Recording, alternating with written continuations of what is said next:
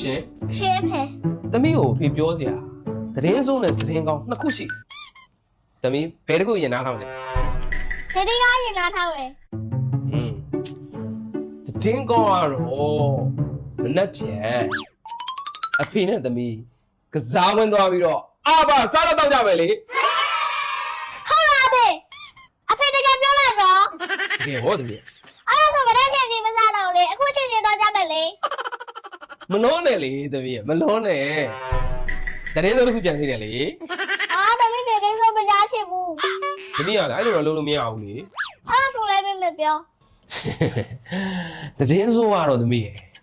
အခုတော့အဖေဘိုင်ပြတ်နေတယ်သမီးရဖေးမှာပတ်စံသိမ့်မရှိဘူးအဲ့ဒါလည်းသွားမယ်ဆိုရင်သမီးစုလာတဲ့ပတ်စံနဲ့သွားကြမယ်လေ အဖေပြောတဲ့အာရပါရစားကြတော့ကြမယ်ဆိုတာတမီးမဆိုင်နဲ့လားလက်ဆက်တော့အဖေတမီးစုခိုင်းမဆက်ရေချထိုးနေလား哦 စေတနာနဲ့ဒီကသူ့ကိုလိုက်လဲပို့ပေးရသေးတယ် အ